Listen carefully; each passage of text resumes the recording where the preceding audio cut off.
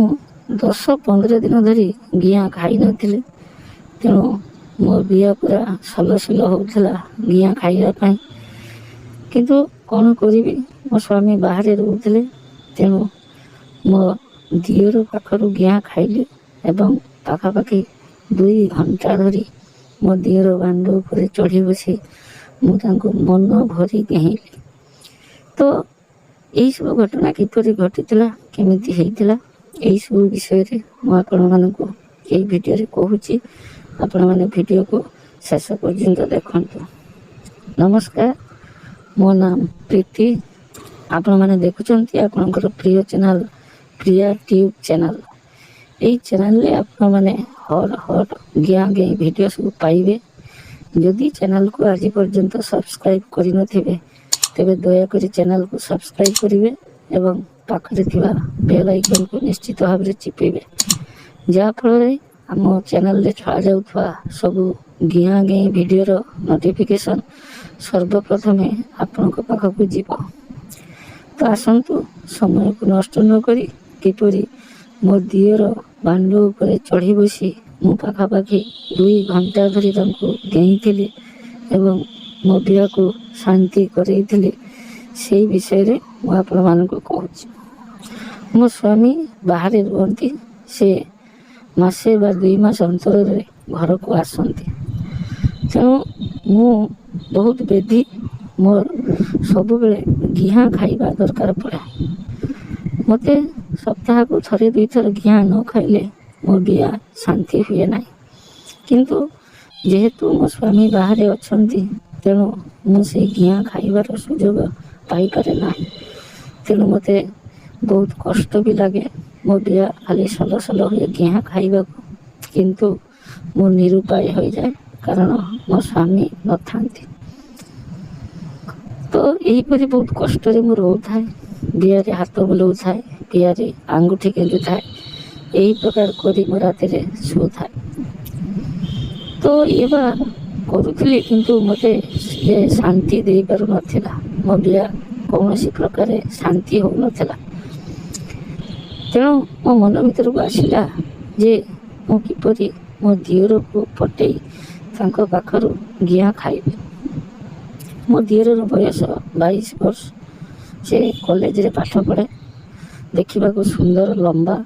ତ ଥରେ କ'ଣ ହେଇଛି ନା, ମୋ ଦିଅର ରୁମ୍ରେ ଶୋଇଥିଲେ। ମୋତେ ହଠାତ୍ ରୁମ୍ ଭିତରୁ ଗୋଟିଏ ହାଲକା ହାଲକା ଶବ୍ଦ ଶୁଭାଗଲା। ମୋ ଦିଅରର ଗୋଟେ ବଦ ଅଭ୍ୟାସ, ସେ ଶୋଇଲା ବେଳେ କେବେ ବି କବାଟ ଭିତର ପଟୁ ଲଗାନ୍ତି ନାହିଁ। ଏ କଥା ମୁଁ ଆଗରୁ ଜାଣିଛି। ତେଣୁ ମୁଁ ଆସ୍ତେ କିନା କବାଟଟାକୁ ଖୋଲି ଯେତେବେଳେ ଚାହିଁଦିଏ, ମୁଁ ଆଉ ସେ ଦୃଶ୍ୟ ଦେଖି ସମ୍ଭାଳି ପାରିଲି ନାହିଁ। ମୋ ଦିଅର କ'ଣ କରିଛନ୍ତି ନା, ସମ୍ପୂର୍ଣ୍ଣ ଭାବରେ ଉଲଗ୍ନ ହୋଇପଡ଼ିଛନ୍ତି ଏବଂ ତାଙ୍କ ବାଣ୍ଡକୁ ଧରି ହାତରେ ହଲାଉଛନ୍ତି। ସେ ଲମ୍ବା ବାଣ୍ଡକୁ ଦେଖି ସାରିଲା ପରେ ମୋ ଦେହ ପୁରା ସରସର ହେଇଗଲା, ଶିହରଣ ଖେଳିଗଲା। ମୋର ଗିଆଁ ଖାଇବାକୁ ଦିଅର ପାଖରୁ ପ୍ରବଳ ଆଗ୍ରହ ହେଲା। ତେଣୁ ମୁଁ ପାଦ ଚିପି ଚିପି ଆସ୍ତେ କିନା ଘର ଭିତରକୁ ପଶିଗଲି ଏବଂ ତାଙ୍କ ପଛରେ ରହି ପଚାରିଲି, ଏସବୁ କ'ଣ ହେଉଛି? ସେ ପୁରା ଚମକି ପଡ଼ିଲା, କିନ୍ତୁ ସେ ନିରୁପାୟ ଥିଲା। ସେ ଆଉ ସାଙ୍ଗେ ସାଙ୍ଗେ ତାର ଲୁଗାକୁ ପିନ୍ଧିବାକୁ ସମୟ ମଧ୍ୟ ପାଇଲା ନାହିଁ। ମୁଁ ଚଟକିନା ତାକୁ ଧରି ପକାଇଲି ଯେ କହିଲି, ଆରେ ତୁମେ ବର୍ତ୍ତମାନ କ'ଣ କରୁଥିଲ? ସେ କହିଲା, ଭାଉଜ, ତୁମ ଗୋଡ଼ ହାତ ଧରୁଛି, ତୁମେ କାହାରି ପାଖରେ କିଛି କହିବ ନାହିଁ। ମୋର ଆଜି ଘେହିବାକୁ ପ୍ରବଳ ଇଚ୍ଛା ହେଉଥିଲା। ତେଣୁ ମୁଁ ଆଉ କିଛି ଉପାୟ ନ ପାଇ ମୋ ବାଣ୍ଡକୁ ଧରି ହଲାଉଥିଲି ଏବଂ ରସ ବାହାର କରିବାକୁ ଚେଷ୍ଟା କରୁଥିଲି। ମୁଁ ତାକୁ କହିଲି, ଏସବୁ କିନ୍ତୁ ଭଲ କଥା ନୁହଁ, କାରଣ ହ୍ୟାଣ୍ଡଲିଂ କରିବା ଦ୍ୱାରା ଶରୀରରେ କୁପ୍ରଭାବ ପକାଇବ। ସେ କହିଲା, ମୁଁ ଆଉ କ'ଣ କରିବି? ମୁଁ ତ ଆଉ ବାହା ହେଇନାହିଁ। ତେଣୁ ମୋତେ ଯେତେବେଳେ ବି ମନ ହୁଏ, ମୁଁ ଏମିତି ବାଣ୍ଡକୁ ହଲେଇ ମୋ ରସକୁ ବାହାର କରିଦିଏ ଏବଂ ମୋତେ ଶାନ୍ତି ଲାଗେ। ମୁଁ ଆହୁରି ପଚାରିଲି, କ'ଣ ପୁରା ସମ୍ପୂର୍ଣ୍ଣ ଶାନ୍ତି ତୁମର ହେଇଯାଏ?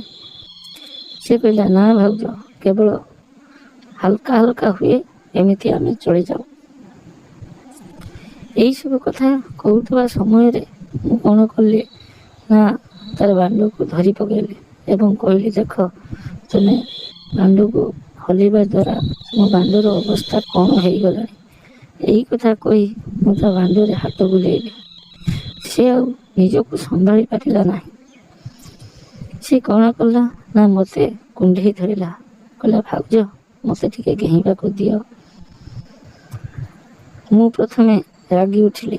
କହିଲି, ଏସବୁ ବାଜେ କଥା, ତୁମେ ଲୁଗାପଟା ପିନ୍ଧି ଯାଅ, ବାଥରୁମ୍ରେ ସଫାସୁଫି ହେବ ଏବଂ ଆରାମରେ ଶୋଇଯାଅ।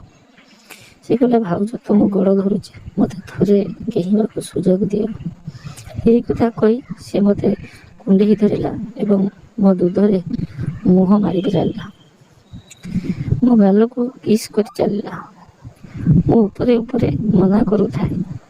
ସେ ଏମିତି କରୁ କରୁ ପଲଙ୍କ ଉପରେ ମୋତେ ଶୁଆଇ ଦେଲା ଏବଂ ମୋ ଉପରେ ଚଢ଼ିଗଲା।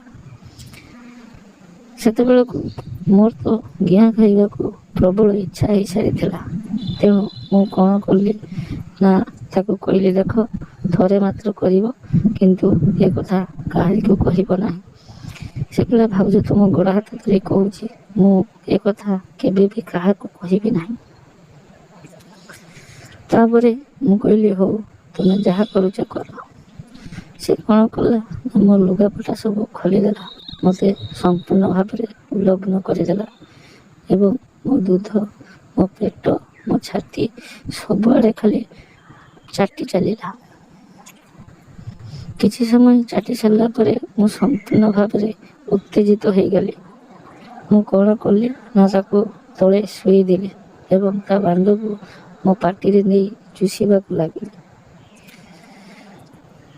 ମୁଁ ଯେମିତି ତା ବାଣ୍ଡରେ ମୁହଁଟିକୁ ମାରି ଦେଇଛି, ସେ ଖାଲି ଓ ଆଃ ଭାଉଜ ବଢ଼ିଆ ଲାଗୁଛି, ସୁନ୍ଦର ଲାଗୁଛି, ଆଉ ଟିକେ ଏମିତି ଚିଲଉଥାଏ।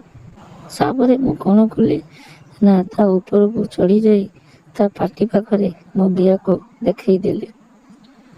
ସେ କ'ଣ କଲା ନା ସେଇ ତଳେ ଶୋଇ ରହି ମୋ ବିଆକୁ ଚାଟିବାକୁ ଲାଗିଲା।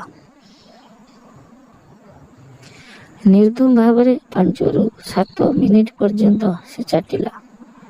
ତାପରେ ମୁଁ ଆଉ ସମ୍ଭାଳି ପାରିଲି ନାହିଁ। ମୁଁ କ'ଣ କଲି ନା ତା ବାଣ୍ଡକୁ ମୋ ବିଆ ଭିତରେ ପଶେଇ ଦେଲି ଏବଂ ମୁଁ ତାକୁ ଘେହିଁ ଚାଲିଲି। ପାଖାପାଖି ଅଧଘଣ୍ଟା ପର୍ଯ୍ୟନ୍ତ ମୁଁ ସେମିତି ତାକୁ ଘେହିଲି। ପ୍ରକାର ବାଣ୍ଡରୁ କିନ୍ତୁ ପାଣି ବାହାରୁ ନଥିଲା। ସେତେବେଳକୁ ମୋର ପାଣି ବାହାରିବା ସମୟ ହେଇସାରିଥିଲା।